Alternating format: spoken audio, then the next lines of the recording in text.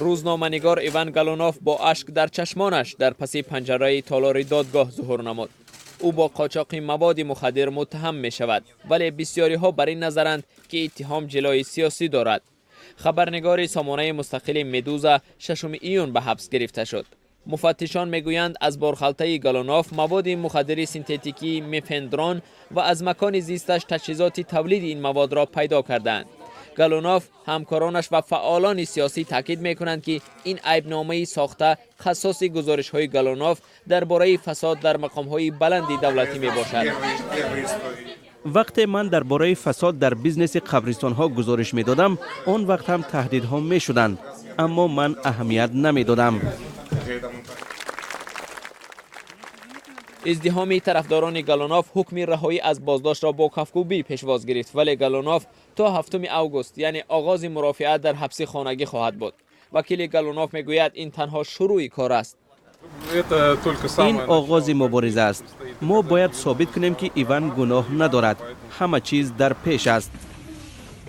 8 ایون برای تشخیص طبی گالونوف را به شفاخانه انتقال دادند. وکیلش میگوید که در بازداشت گالونوف را لطوکوب کردند، ولی منصبداران این عیبنامه را قبول ندارند و طبیبان هم بعد معاینه ابراز داشتند که این روزنامه‌نگار به معالجه نیاز ندارد. بازداشت گالونوف باعث سر و صدای زیاد شد. 7 ایون 10 نفر در نزد قرارگاه پلیس مسکو برای اعتراض انفرادی جمع شدند. این یگانه نوع اعتراض است که برای تشکیل آن اجازتنامه پیشکی ضرور نیست. من باور دارم که این قضیه ساخته‌کاری شده است. این قصاصگیری برای تحقیقات گالونوف است. من او را 12 سال باز می شناسم. او نشأمند نیست. الکل هم استعمال نمی کند. در زادروزم او فقط پیوای بدون الکل نوشید. او احتیاطکار بوده، از چارچوب قانون بیرون نمی شود.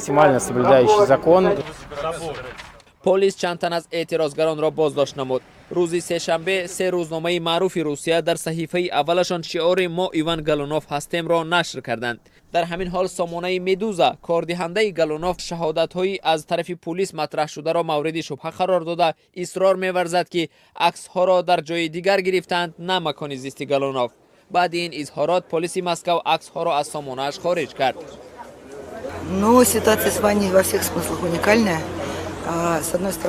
حالتی که ایوان با اون گرفتار شده است بی سابقه است. از یک طرف ما شاهد اغوا و حمله بربری بالای ایوان شدیم. از سوی دیگر شاهد دستگیری و همدلی روزنامه‌نگاران شدیم که هیچگاه مشاهده نکرده بودیم.